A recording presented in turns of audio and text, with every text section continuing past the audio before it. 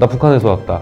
전 그렇게까지 많은 관심을 줄 줄 몰랐어요. 수학에 이제 막 영어가 들어가더라고요. 이런 수학도 있나. 수학은 그냥 더하고 빼고 나누고 하는 거 아닌가 했는데 친구들이 다 양복을 입고 있는 거예요. 왜 어린 나이부터 이제 친구들이 양복을 입고 다니지? 북한에서는 뭐 졸고 이런 거는 있을 수가 없는 일이거든요. 어디 수업을 하는데 학생이 졸고. 안녕하세요. 함경북도 청진에서 온 이평입니다. 반갑습니다.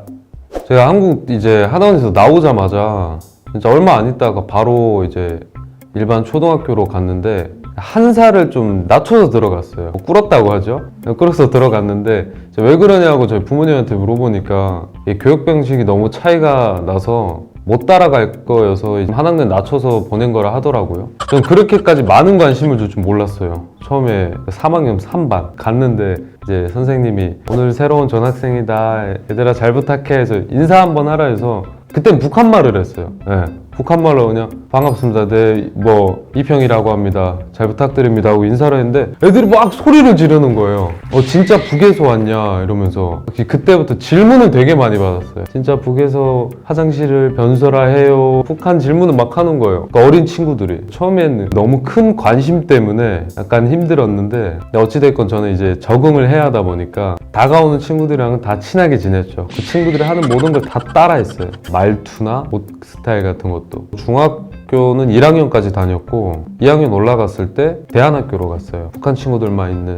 그래서 고등학교는 제가 검정고시로 졸업했고. 학교를 처음 갔을 때 충격받았던 거는 북한에서는 소학교를 들어가면 무조건 교복을 입어야 돼요. 빨간 넥타이를 항상 해야 하는데 한국은 교복이 없는 거예요. 초등학교가. 북한에서는 뭐 가방 같은 것도 다 똑같고 하는데 한국은 너무 다양한 거예요. 학생들이 뭐 입는 옷도 다 다르고. 그리고 신기했던 게 항상 그 실내화 주머니를 들고 다니는 게 신기했어요. 학교에서는 또 교실에 들어갈 때 신발을 따로 신어야 한다는 거. 저 그때 한참 입고 다녔던 게 제 라이더 자켓에 라이더 자켓. 그게 너무 입고 싶었어요. 어릴 때 제가 북에서인가 무슨 드라마를 봤는데 그 주인공이 항상 가죽을 입고 다니더라고요. 그래서 가죽 이제 자켓에다가 이 반장갑 아시죠? 그 가죽 반장갑, 이제 손가락 나와 있는 반장갑을 끼고 골덴 바지 혹은 그 카고 바지 그런 걸 입고 다녔습니다. 그 나이에. 이상하게 보더라고요, 맨날 그렇게. 저는 그게 멋있는 줄 알고 그렇게 입고 다녔었는데 왜 넌 맨날 옷을 그것만 입고 다니냐 그랬어요, 제 친구들이. 많이 이제 힘들었어요, 그런 교육 받는 게. 북에서는 제가 그때 구구단 배우고 왔었거든요. 북한에서는 제가 외국어는 아직 배울 단계가 아니어서 못 배웠는데 영어를 가르치는 거예요. 그래서 거의 그때부터 공부는 아예 손을 놓게 됐죠, 공부에 대해서. 아무리 이제 배워도 이게 안 되는 거예요. 제가 배웠던 그거랑은 너무 달라서. 어렵다고 해나 한국이? 한국에선 뭐 영어, 중학교 올라가면 일본어도 가르쳐주고 한자도 가르쳐주잖아요. 다양한 나라말 이제 배워주는 거. 근데 북한은 기본적인 것들만. 어려운 것도 아니었고. 그리고 무조건 하나씩은 하는 얘기가 김부자에 대해서 꼭 얘기하고. 역사에 보면 그런 게 있었어요. 모든 걸 이룬 건 김일성이다. 김일성이 역사다. 이렇게 얘기하더라고요, 항상.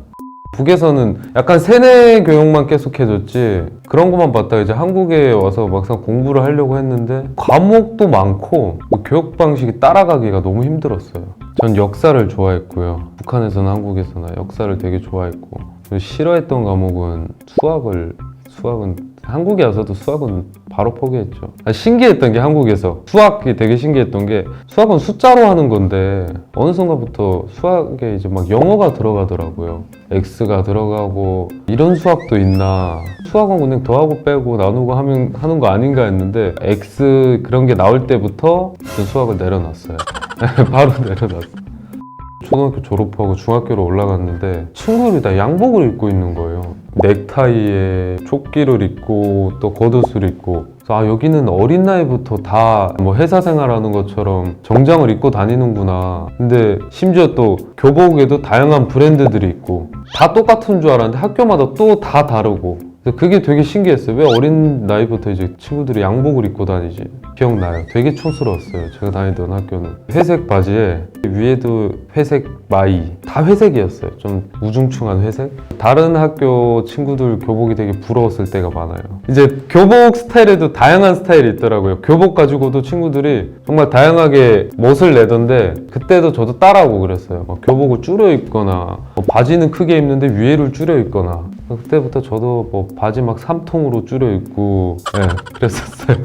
초등학교 때는 뭐 두발도 자유고 그랬는데 북한은 항상 정해져 있는 헤어스타일이 있고 무조건 머리가 짧아야 하고 뭐 염색 같은 거는 아예 못 하잖아요. 근데 한국 학교는 그런 게 되게 자유로웠던 거. 학생이 뭐 피어싱을 하던 염색을 하던 중학교 올라가면 좀 두발도 잡고 하지만 북한처럼 그렇게 깐깐하게는 안 했으니까. 저희가 다니던 학교는 뒷머리가 이제 카라에 닿으면 안 되고 구렛나루 귀 옆머리가 귀를 덮으면 안 됐었고 구렛나루가 귀 밑에까지 내려오면 안 됐어요. 그래서 그때 한참 유행했던 게 눈은 보이고 귀는 보여니까 바가지 머리를 다 하고 다녔었죠. 북한에서는 뭐 졸고 이런 거는 있을 수가 없는 일이거든요. 어디 수업을 하는데 학생이 졸고. 근데 한국은 보니까 뭐 진짜 막 자리 경쟁을 하는 거예요. 처음에 진짜 반을 배정받았는데 나 뒷자리 주면 안 되냐. 왜 저렇게 자리에 애들이 왜 그러는 거지? 근데 보니까 뒷자리가 이제 수업 시간에 자기 좋고 그때도 저도 막 자리 뺏고도 했죠. 저도. 근데 그걸 알고 나서